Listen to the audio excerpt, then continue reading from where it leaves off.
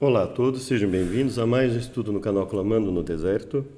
Nesse momento, nós vamos estudar um resumo do livro, breves comentários do livro O Último Convite. É esse livro que aparece na imagem para você, esse livro que será distribuído. E nós vamos comentar algumas coisas sobre ele. Espero que seja útil. Desde já peço que curta, compartilhe, se inscreva no canal, caso considere o conteúdo relevante. E logo mais nós faremos.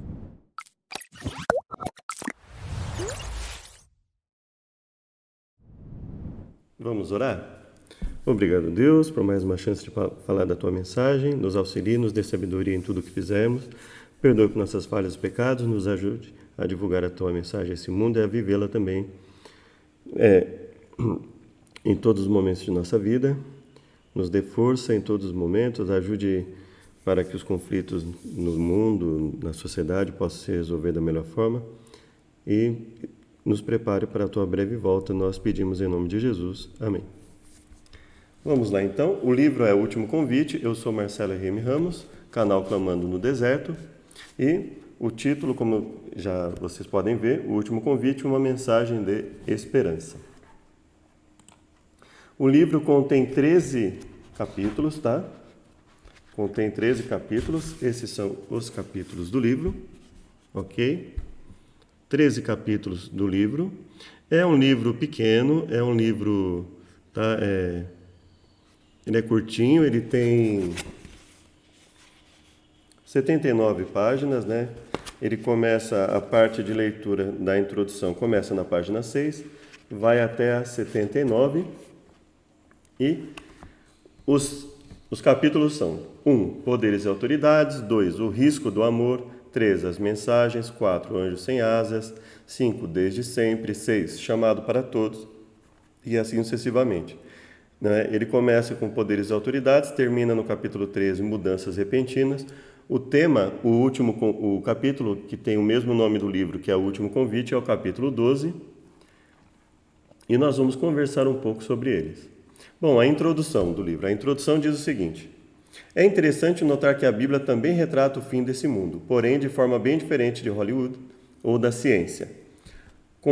Confira alguns textos bíblicos sobre a perspectiva do nosso mundo em longo prazo. Primeiro texto que eles apresentam vários, né? Então vamos ver aqui alguns deles. O primeiro está em Isaías 65:17, pois eis que crio novos céus e nova terra, não haverá lembrança das coisas passadas, jamais haverá memória delas. 2 Pedro 3:13, nós, porém, segundo a promessa de Deus, esperamos novos céus e nova terra, nos quais habita a justiça. Apocalipse 21:2, eis vi novo céu e nova terra, pois o primeiro céu e a primeira terra passaram, o mar já não existe. Vi também a cidade santa, a nova Jerusalém, que descia do céu, da parte de Deus, preparada como uma noiva enfeitada para o seu noivo.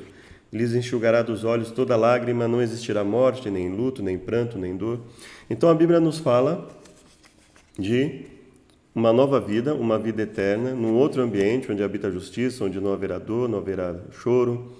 Então a Bíblia nos promete uma vida restaurada, uma vida basicamente perfeita, em todos os aspectos, onde nós poderemos viver eternamente com Deus, sem nenhum problema a partir dali.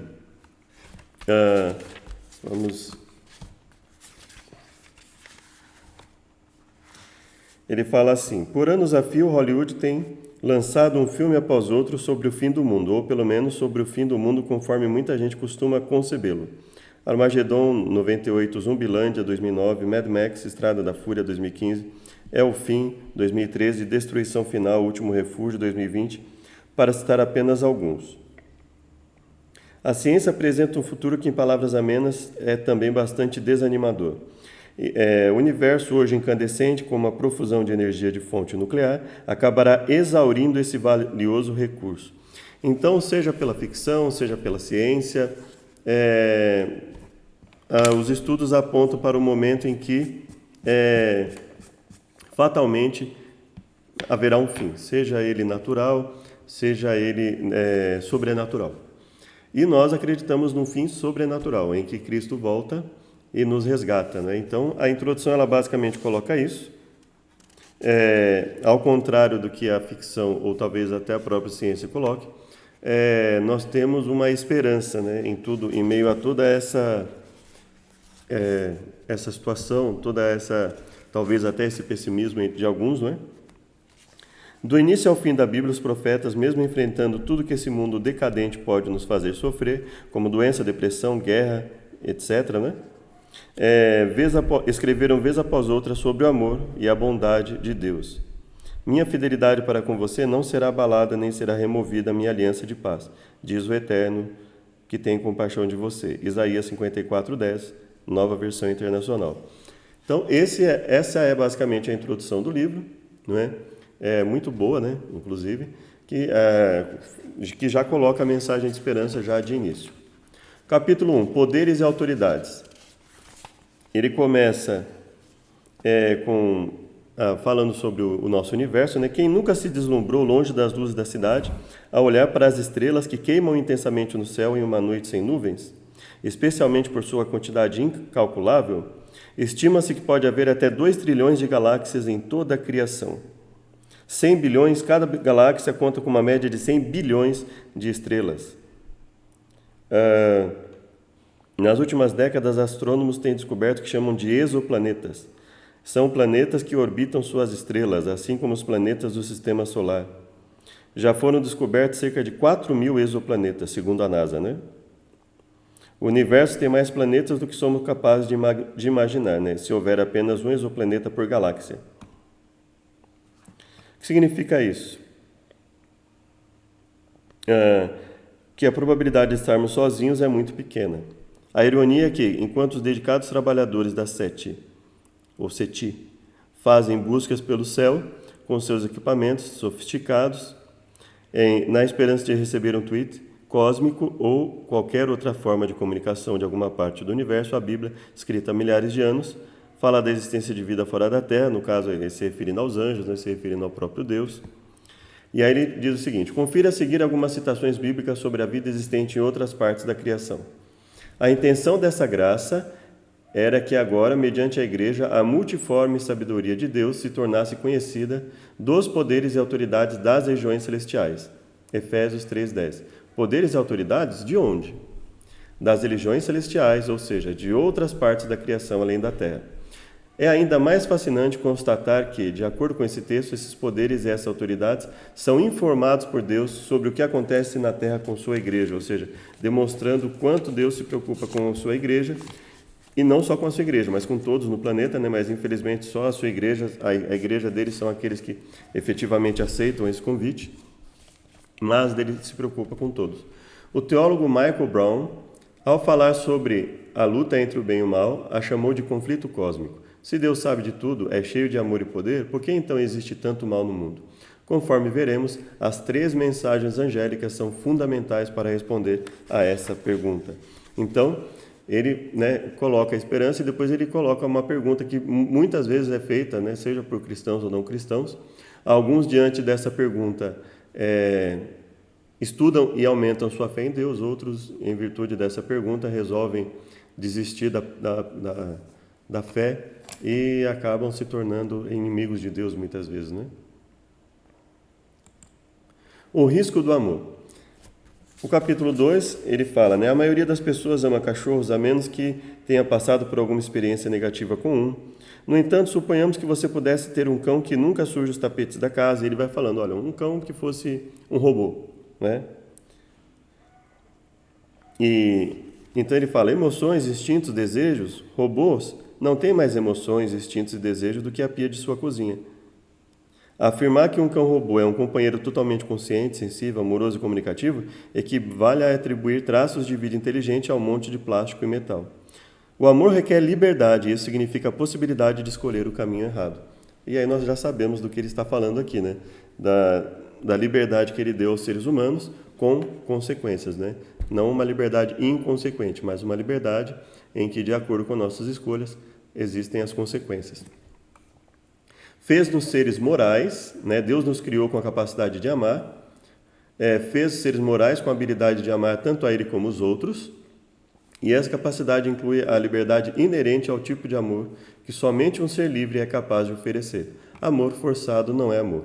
Uma vez que Deus queria seres capazes de amar, precisava criá-los livres, livres de verdade. E, em virtude dessa liberdade, nós temos aí Hassatan, Satanás, que se tornou o adversário de Deus. E Jesus ensinou que os mandamentos dependem do amor. Jesus disse, né? O primeiro, amar a Deus sobre todas as coisas, de toda a tua alma, de todo o vosso entendimento.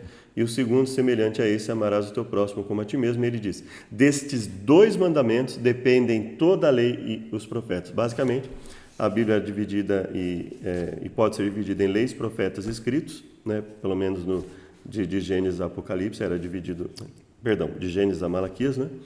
Então ele basicamente estava dizendo que tudo que Deus escreveu estava baseado nisso, né? De uma forma ou de outra. Escreveu tendo como causa ou consequência o amor, seja o amor a Deus, seja o amor ao próximo. Temos seres perfeitos criados por um Deus perfeito em uma terra perfeita. Com tudo o que aconteceu, aí ele cita aqui a questão de Adão e Eva, né? Fala da guerra no céu, né? Em Apocalipse 12, 7 a 9, da luta de Miguel e o dragão. Mal, rebelião, guerra, tudo isso começou no céu. No entanto, Deus não poderia ter impedido tudo isso de acontecer desde o princípio? Poderia ter feito uma raça de robôs, né? Que não iriam nem poderiam amar? Ou ele poderia ter criado o ser humano com um comando de amor, né? Todos os seres com comando de amor incondicional, no sentido de amor sem questionamento, sem liberdade, né? Mas ele preferiu, né, criar seres livres, né? E ele nos deu a liberdade com esse aviso, né?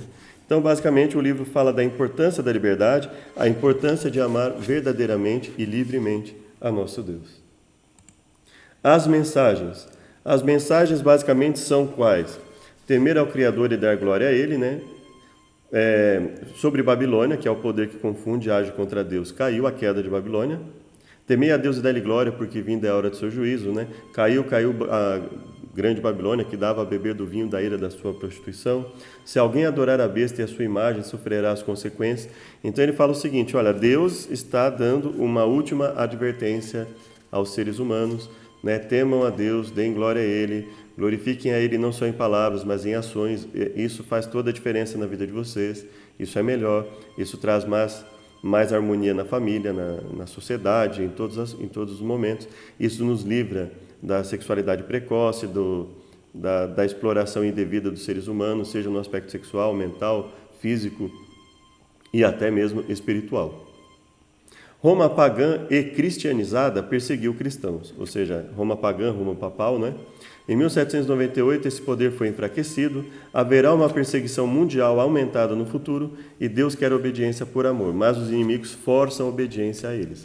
Então, existe o contraste, né? Enquanto Deus nos dá a liberdade de escolher, os inimigos de Deus forçarão, assim como tem forçado há um tempo a sociedade, a agir de forma contrária a Deus. Quando a sociedade vindo a agir de acordo com a vontade de Deus, ela é punida legalmente, fisicamente. E quando ela fala contrária a Deus, muitas vezes ela é até incentivada e beneficiada, né? Falamos aqui sobre as 3 mensagens, ele fala ali do conteúdo de Apocalipse 14, de 6 a 12, caso você queira ler na sua casa, né? Que fala das mensagens de Deus. As mensagens foram escritas no livro do Apocalipse, o último da Bíblia, o que faz sentido, uma vez que o livro diz respeito aos acontecimentos dos últimos dias. Perseguição milenar. O Apocalipse foi escrito quando João estava exilado na ilha de Patmos. Os 22 capítulos tratam de fatos ocorridos desde o tempo de Jesus até o fim do nosso mundo. Assim como Satanás e seus anjos falharam em sua guerra no céu e afinal foram expulsos, também falharam na tentativa de destruir o bebê Jesus. Então fala aqui da esperança que se manteve para nós em virtude do que Jesus fez por todos nós, né? Após a cruz, Satanás é retratado em Apocalipse 12 perseguindo a igreja de Deus, simbolizada pela mulher. Mais uma vez estamos diante de um simbolismo. Ele tenta destruir a mulher, a igreja de Deus, mas falha. Historicamente, depois que Jesus ascendeu ao céu, a igreja cristã enfrentou perseguição por parte de Roma. Hoje estamos na página seguinte do livro. O dragão ficou irado com a mulher e foi travar guerra contra o restante da descendência, os que guardam os mandamentos e têm o testemunho de Jesus. O futuro. Apocalipse 13 dá continuidade ao conflito cósmico. Uma perseguição futura em escala mundial. Um tema central aparece em Apocalipse 13, a adoração. Por 5 vezes a adoração é reapresentada como fator importante. Em contraste com Deus, que aceita a adoração e obediência por amor, né, as forças do mal recorrem à violência. No entanto, grande notícia obtemos das 3 mensagens, que nos dá esperança, que nos dão esperança, né, as 3 mensagens. Então vamos lá. Anjos sem asas. As 3 mensagens falam de esperança também. Anjos e pessoas são mensageiros de Deus. Nossa mensagem é necessária para buscar discípulos a Deus, mostrando que Jesus voltará para nos resgatar. Então Deus nos dá esperança para quê? Para que nós nos fortaleçamos e alcancemos o máximo de pessoas possíveis. E enquanto isso, lutemos para não nos contaminar também com o mundo ao nosso redor. A vida é comunicação. As células se intercomunicam por sinais químicos elétricos. As plantas se falam, entre aspas, por meio de substâncias químicas. Diante de toda essa... Porém, que utilidade a informação proporciona se não for comunicada? Ou seja, para que serve a informação se não for para transmiti-la e fazer com que outras pessoas conheçam a informação, não é? E o que dizer sobre a tarefa de encontrar a informação certa em meio a tantas mentiras, né, em tantas fake news, não é? Diante de toda essa falta de informação, o livro de Apocalipse nos informa desde o início: bem-aventurado o que lê, os que ouvem e as palavras da profecia e guardam as coisas nela escritas, pois o tempo está próximo. Apocalipse 1:3. Deus se comunica conosco por intermédio de sua palavra. Uma das grandes palavras, poderosas falas de Deus, né, está em Apocalipse 14:6. Vi outro anjo voando pelo meio do céu. Que anjo é esse, né? É possível que o caso mais óbvio seja o de João Batista. Em Mateus 11:9 e 10, o próprio Jesus, após fazer uma rápida descrição de João e chamá-lo não somente de profeta, mas de muito mais, citou o Antigo Testamento dizendo: eis que envio o meu mensageiro. Jesus aplica esse texto a João, embora a palavra mensageiro seja mesmo usada para anjo. Além disso, o texto diz que João viu outro anjo, subentendendo que vieram anjos anteriores. Então ele fala, Deus comunica a sua mensagem para nós, para que nós comuniquemos a outros, ou seja, ele usa intermediários para comunicar e também quer que nós sejamos intermediários para comunicar a todos, não é? Então nós somos mensageiros, nós somos anjos sem asas, nós somos os mensageiros de Deus que ele escolheu para esse privilégio de, enquanto vivemos a palavra e pregamos através da nossa vida, para pregarmos também a mensagem falada.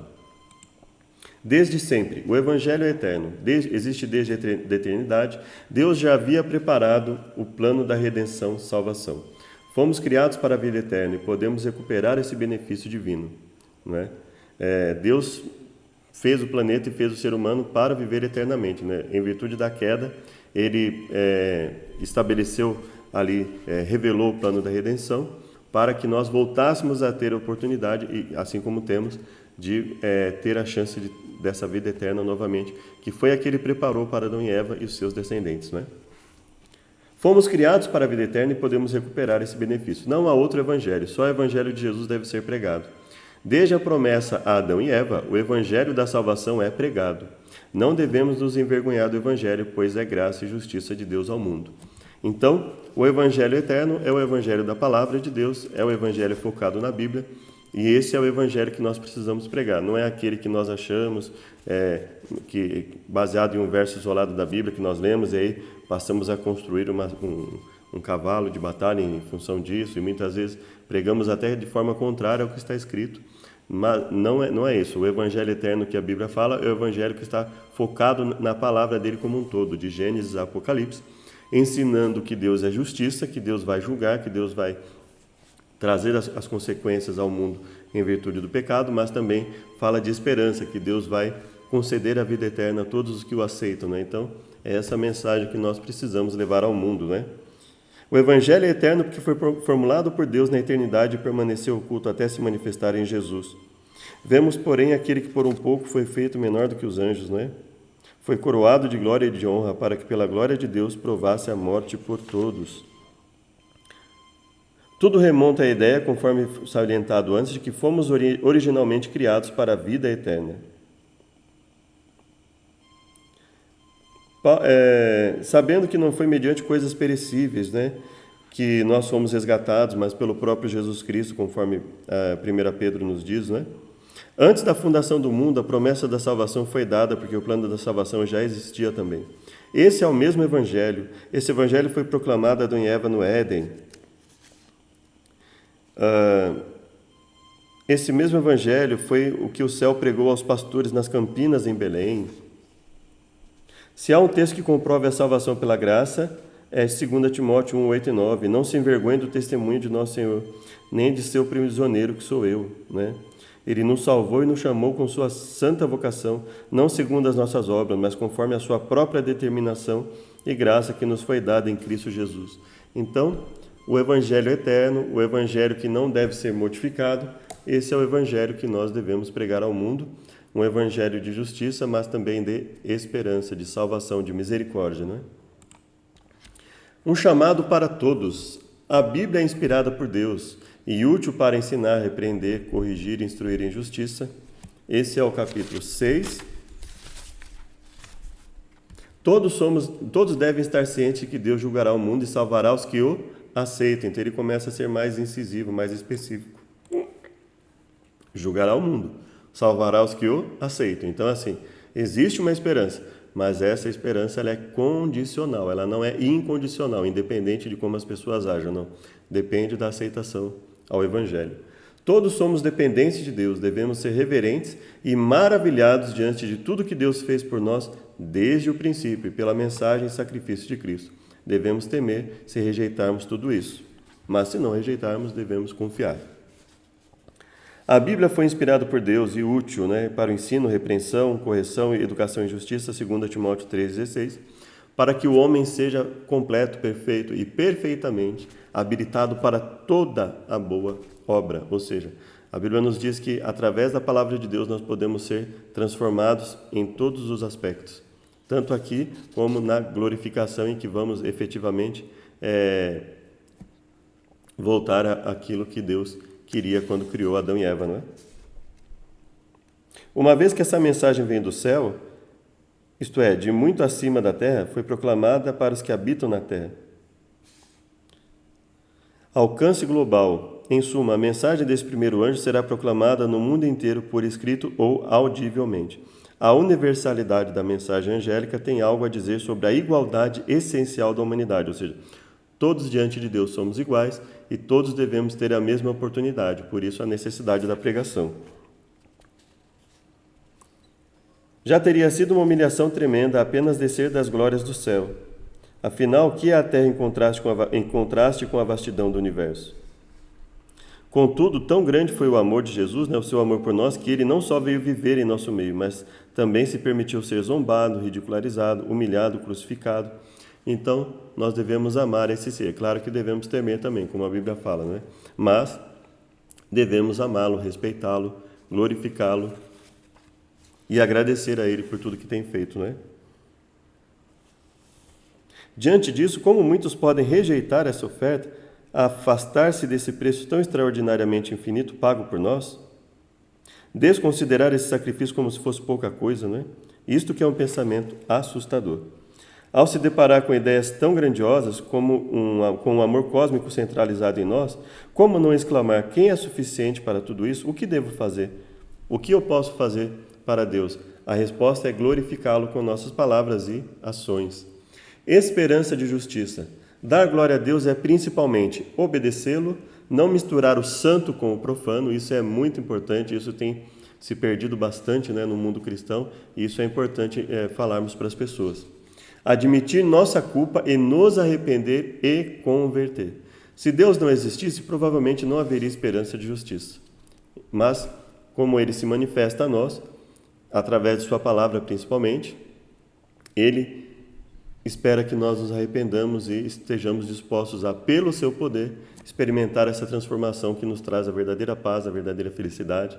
Nesse mundo, somos enganados por pessoas que não se preocupam com nossa segurança e salvação e apenas querem lucro, fama. Então, inclusive, em muitos ambientes aí ditos espirituais, infelizmente existem pessoas assim, que querem se aproveitar da fé, da ignorância alheia, mas também existem aqueles que querem o bem das pessoas, que querem realmente pregar a mensagem em toda a sua sinceridade. Deus não permitirá a injustiça para sempre, né? É o que a Bíblia nos diz. É comum nas Escrituras a ideia de Deus ser glorificado por seu povo. Os filhos de Israel também foram advertidos contra guardar os bens daqueles povos para fins pessoais, dos povos pagãos, não é? Que seria o quê? Fazer o bem, obedecer ao Senhor, deixar a sua luz brilhar e glorificar o nome dele.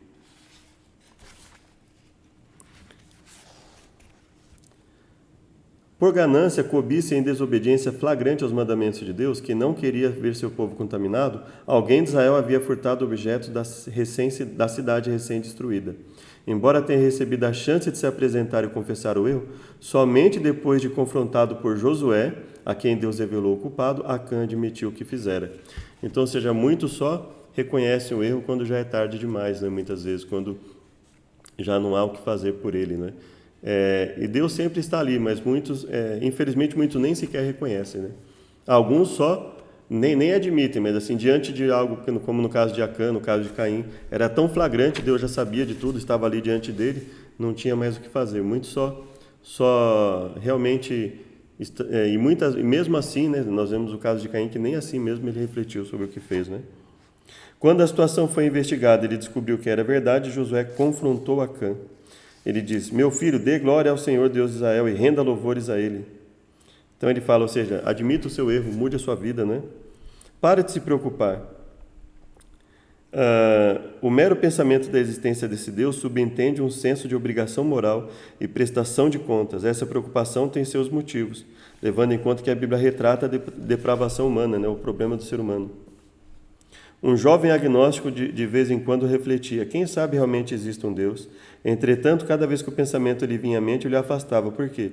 Porque se realmente houvesse mesmo um Deus, ele estaria em apuros. Então, muitos têm medo, né, de admitir que Deus existe, em virtude, inclusive, do que já tenham feito. Mas Deus diz a todos nós, né, que enquanto houver esse sentimento de reflexão sobre o certo e o errado e a chance de se arrepender, Deus ainda nos aceita, né?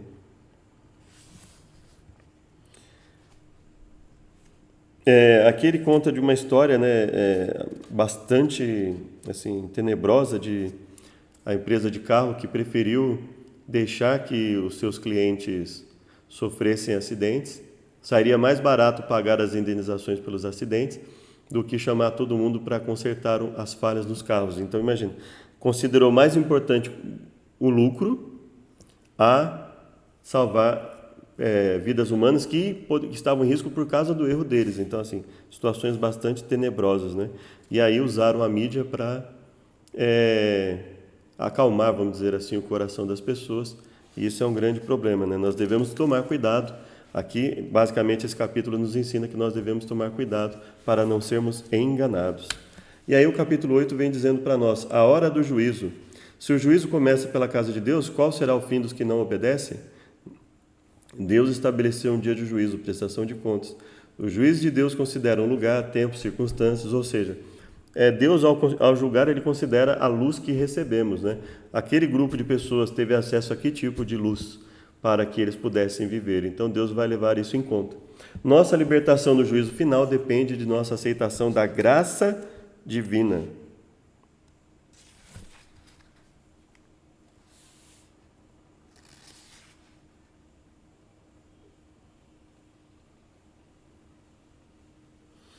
Como então qualquer um de nós, inclusive os santos no juízo, com os livros abertos, seria capaz de apresentar perante um Deus que conhece cada pensamento, cada ato, né? Todas aquelas coisas que fizemos em segredo e jamais gostaríamos que fossem reveladas, por meio do Evangelho eterno, só assim. Protegidos, não é coincidência que o Evangelho e o juízo apareçam juntos. Por melhores que sejam as boas novas do Evangelho, elas ganham mais sentido quando associadas ao juízo. O juízo é o Evangelho, ou seja, é a justiça de Cristo, aceita pelo Pai. Nenhuma condenação agora e com certeza no juízo para aqueles que vivem segundo o Espírito, né? Seria porque não temos pecado? Não, seria pela graça, né? Independente das obras? Sim. Ou seja, as obras não são causa da salvação. Uma expressão grandiosa da lei do juízo de Deus pode ser encontrada no santuário do Antigo Testamento. Foi ali que o povo de Israel aprendeu sobre o plano da salvação. Fala também sobre o Yom Kippur, o dia da expiação, né? O dia que, se eu não me engano, era chamado inclusive de Shabbat, Shabbaton, no sábado dos sábados, porque era o dia do descanso no sentido pleno de perdão de Deus, né? De reconhecimento do perdão de Deus. Um dia de arrependimento, analisar o próprio interior, reconhecer nossas falhas. Desde a morte do animal até o sacerdote aspergindo sangue no santuário, tudo prefigurava o Evangelho eterno. Palmas para o autor. Entender que Deus nos criou e que não somos resultado natural do caos do universo dá sentido ao sacrifício de Jesus, ou seja, entender que nós fomos criados perfeitos e falhamos, e não que fomos criados imperfeitos e tendemos a falhar por causa dessa imperfeição, é toda a diferença entre encontrar validade e lógica e coerência no sacrifício de Jesus e encará-lo como um mero ser humano que viveu aqui no mundo, né? Aceitar a criação, um mero ser humano comum, né, que não serviu para nos salvar e etc, né? Então, muitos eles distorcem a visão bíblica e acabam caindo, né? E é isso que o livro está nos alertando. Aceitar a criação nos leva a aceitar o sábado como o dia estabelecido por Deus antes do pecado, por dia um dia de relacionamento com Deus, em que toda atividade secular é desnecessária. Reconhecer o tempo de Deus na semana é adorar verdadeiramente com as bênçãos e santificação desse dia.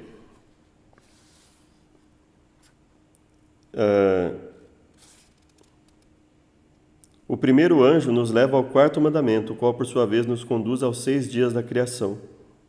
Outra ideia que vale a pena ser lembrada, quando Deus abençoou o 7º dia, somente Adão e Eva existiam. Abençoou, santificou e descansou, somente Adão e Eva existiam. Não havia judeus, ou seja, não foi exclusivamente para eles esse dia, né?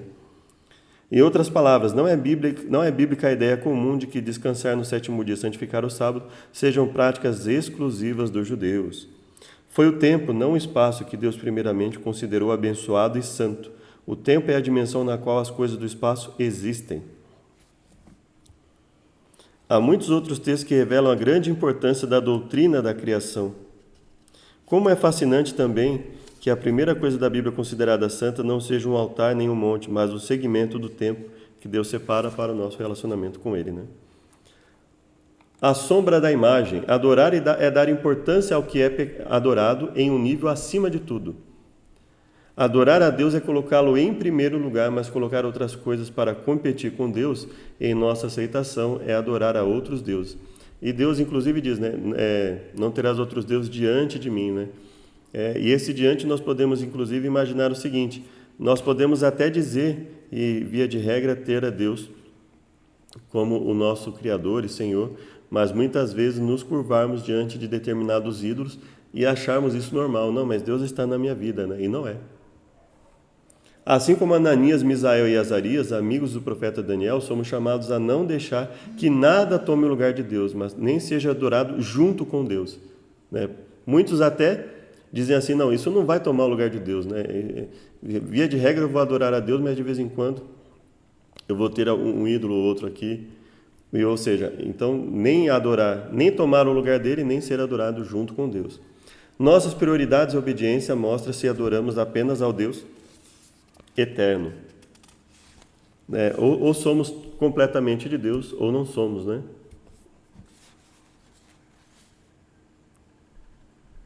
A quem adorar, né? Ele fala: a quem adorar? Não existe a opção de não adorar. Todo mundo adora. A única escolha que temos é adorar. Isso poderia ser argumentado ali para Ananias, Misael e Azarias, né? Que eram chamados ali de Sadraque, Mesaque e Abednego, né? E eles poderiam pensar assim: mas é só um momento aqui, depois a gente volta à nossa comunhão com Deus. Mas eles falaram: não, isso é dar um péssimo exemplo. Isso é enfraquecer nossa fé e fazer, inclusive, com que outros inclusive eles, né, iriam ter a sua fé diminuída a cada momento, até que Deus não representaria mais nada para eles, né? Contudo, obedecer a esse decreto violaria um dos mandamentos. Moisés instruiu o povo a guardar os seus mandamentos. Ou, conforme expresso no Apocalipse, aqui está a perseverança dos santos que guardam os mandamentos.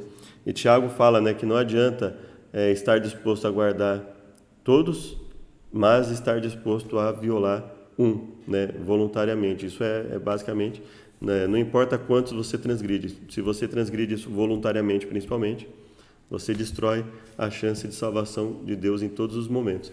E não importa quantos mandamentos nós tenhamos transgredido, nós temos que pedir perdão, seja um, seja dois, seja né? Não importa quantos, nós devemos pedir perdão. Não devemos achar assim que é só de vez em quando que acontece isso, então eu não preciso me preocupar. Todos devemos nos preocupar, não é? O ponto em questão é a adoração. Quem adoramos? Pois todos adoramos algo. Seja uma coisa, seja uma estátua de ouro, a ciência, o eu, o dinheiro, né? Qualquer uma das coisas, né? Em algumas culturas, as pessoas são sofisticadas demais para fazer exatamente aquilo contra o que Isaías advertiu na mensagem, que é o quê? Desenvolver ídolos para si, ou olhar para si mesmos como ídolos, ou para outras pessoas, outras coisas como ídolos, né? Mais cedo ou mais tarde, a força da gravidade leva todos nós de volta ao pó. Em suma, a primeira mensagem angélica começa com o Evangelho eterno, adoração. Todos nós adoramos a alguma coisa ou alguém, né? O fim de Babel. A primeira Babel queria desafiar abertamente a Deus, construindo algo que os livraria do juízo, como querendo se manter em uma vida impune e cheia de pecados, né? A questão da Torre de Babel ali, né? Em que eles sabiam que o dilúvio estava associado às más obras, então, ao invés de buscar uma vida de arrependimento, eles queriam garantir que, em virtude da sua vida de rebelião, eles ainda poderiam sair impunes, né? A última Babel se tornará um grande vazio, né? A Bíblia fala da destruição de Babilônia, né? Os sistemas no plural aqui, tá? Corruptos que levam os seres humanos a rejeitar a Deus não vencerão. Devemos sair de tudo aquilo que nos leve a rejeitar a Deus, seja aberta ou disfarçadamente. Muitas vezes isso foi disfarçado, né, em alguns momentos, mas em outros também isso é escancarado, né? Olha, não é para acreditar em Deus, não é para adorá-lo, muitas vezes até dentro das igrejas isso pode acontecer, né? As pessoas ficarem tão afastadas da Bíblia que aquilo que elas encaram como adoração é justamente o contrário, né? É a própria Babilônia inserida naquilo que deveria ser adoração a Deus. Eles estavam desafiando abertamente a Deus. Foi por isso que o Senhor desceu e confundiu a língua deles. Questão da Torre de Babel, não é? Sem dúvida, aqueles que falavam o mesmo idioma se uniram uns aos outros enquanto se distanciavam de Babel. Aí encontramos uma das causas das diferentes línguas humanas, né?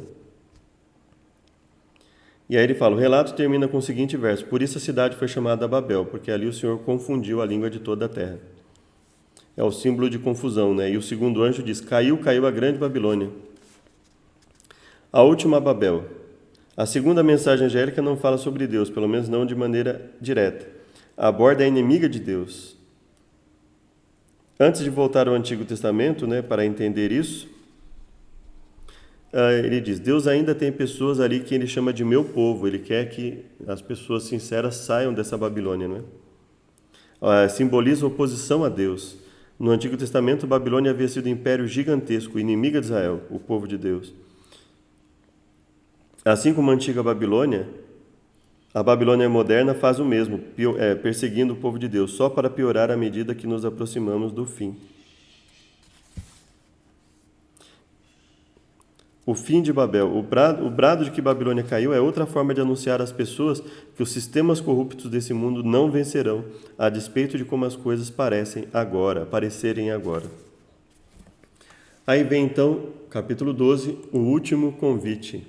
Sair de Babilônia inclui estabelecer a obediência a todos os seus mandamentos, a todos os mandamentos de Deus, o que envolve também mostrar que o sábado é um dos sinais de Deus ao ser humano e precisa ser obedecido. Então aqui ele já começa a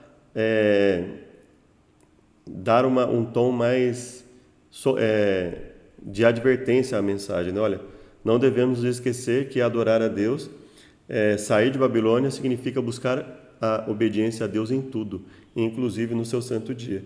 Qualquer atenção que envolva deixar um ou mais mandamentos de Deus significa desobediência e rebeldia se isso é feito conscientemente. O convite divino significa obediência completa, sem exceções, pois só assim estamos livres de fazer parte de Babilônia e livres de seguir a besta e a sua imagem e sua rebelião contra Deus. Tanto na Babilônia antiga como na moderna, a grande questão é a adoração. Apresentam a questão no mundo que o mundo enfrentará nos últimos dias. Adoramos o Criador, ou a besta e a sua imagem. Roma admite ter mudado o sinal fundamental de Deus como nosso Criador para outro dia, o domingo? Vamos ver. Pelo próprio ato da mudança do sábado para o domingo, que os protestantes compactuam. Assim, eles se contradizem guardando o domingo de forma estrita e transgredindo a maioria das outras festas ordenadas pela mesma igreja. Como é possível provar isso? Porque ao guardar o domingo, reconhecem o poder da igreja para ordenar festas e instituí-las sob pena de pecado. Isso estaria no livro do reverendo Henry Tuberville, né? Em que ele fala ali, ele faz uma exposição ali da questão de como teria se estabelecido a guarda do domingo, né? Não deve todo cristão santificar o domingo e se abster nesse dia de trabalho servil desnecessário? A observância dessa lei não está entre nossos deveres mais proeminentes, mas você pode ler a Bíblia do Gênesis e Apocalipse que não encontrará um único versículo autorizando a santificação do domingo. As Escrituras ordenam a observância religiosa do sábado, dia que jamais santificamos. Isso foi dito por James Cardinal Gibbons. A fé dos nossos pais, né? The faith of our fathers.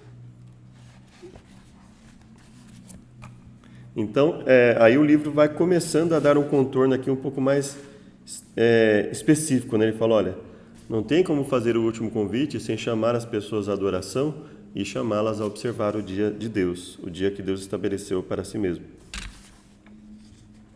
Tentar mudar os 10 mandamentos é o mesmo que tentar derrubar a lei da gravidade. A morte de Jesus, por causa do pecado que é definido como a transgressão da lei, prova a imutabilidade da lei de Deus. Essa tentativa de mudar a lei de Deus assumirá importância tremenda quando o mundo inteiro se envolver e fizer morrer todos que não adorassem a imagem da besta. É justamente contra essa adoração forçada que a mensagem do terceiro anjo adverte de maneira contundente. No Éden, a adoração ao Criador tem como marca o sábado do sétimo dia. Essa verdade foi imortalizada no quarto mandamento. Adorar a imagem, adorar o Criador é um ou outro. Essa será a escolha colocada diante do mundo inteiro. Então, o autor aqui ele foi preparando para chamar as pessoas à verdadeira adoração a cada momento, né? Mudanças repentinas.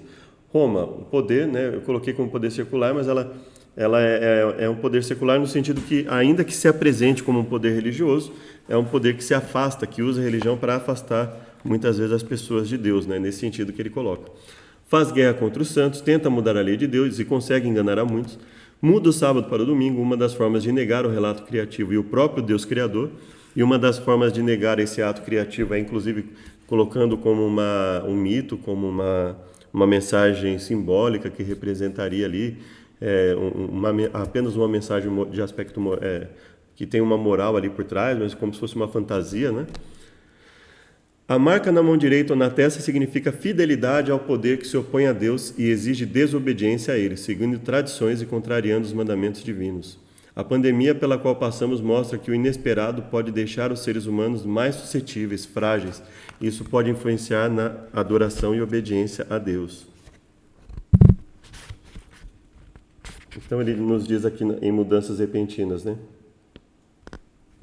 Se no início de 2019 as pessoas fossem informadas de tudo que passaríamos, a maioria não acreditaria. Até mesmo as mais inesperadas podem acontecer, inclusive, conforme adverte o terceiro anjo, a marca da besta. Não sabemos de que forma exata eles deveriam amarrar as palavras de Deus na mão ou entre os olhos, mas eles deveriam guardar essas palavras no seu coração e na sua alma. A marca da besta entrará em vigor somente quando essas questões acontecerem nos últimos dias. E, na conclusão, ele nos diz o seguinte: sim, pela graça de Deus podemos guardar os seus mandamentos, só não podemos guardá-lo o suficiente para ser salvos por eles.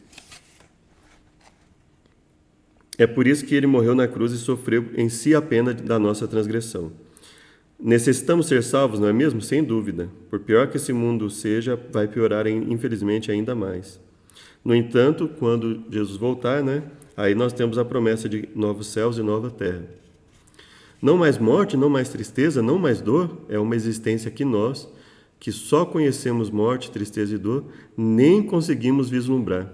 Nós conseguimos imaginar, mas quando virmos realmente como é, será algo realmente maravilhoso, né? Ao viver nesse nosso tempo, podemos ser as pessoas com as quais o profeta sonhou, aquelas que pela fé em Jesus um dia proclamarão: eis que este é o nosso Senhor em quem esperávamos, ele nos salvará. Este é o Senhor a quem aguardávamos. Na sua salvação exultaremos e nos alegraremos. Glória a Deus, né? Então, esse é o livro, O Último Convite, né? E eu te convido a ouvir um hino dos Arautos do Rei, né? Caso você queira procurar aí, Não Mais Dor, né? Muito bonito, ele fala: não mais dor, só o bem, só a paz, não mais noite também.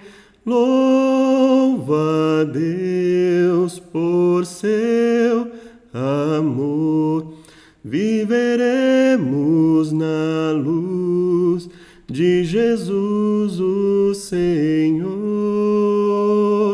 É muito bom ouvir essa mensagem, mas nós precisamos entender que ela não pode ficar só para nós, ela é para todos, né? Para todos nesse mundo. Eu te convido então para orarmos e convido a divulgar essa mensagem, seja por áudio, seja por vídeo, seja na entrega do livro, né, que vai começar no dia 9. Né? Eu faço parte da Igreja Vila Cléo aqui em Mogi das Cruzes. Nós vamos distribuir esse livro, você pode distribuir também. Existem várias estratégias, distribuir no farol, distribuir nas casas, né, distribuir ali próximo à igreja, distribuir para as visitas que forem na igreja na Semana Santa que virá, né, na semana de oração que nós teremos. Existem várias formas, distribuir para os amigos, parentes, né, que você e eu possamos fazer parte desse privilégio que é transmitir a mensagem de Deus. Obrigado, Pai, pela chance de falar novamente da Tua mensagem, Pai, que ela possa se multiplicar, frutificar a todos. Pela Tua misericórdia, nós imploramos em nome de Jesus. Amém. Muito obrigado, até o próximo vídeo.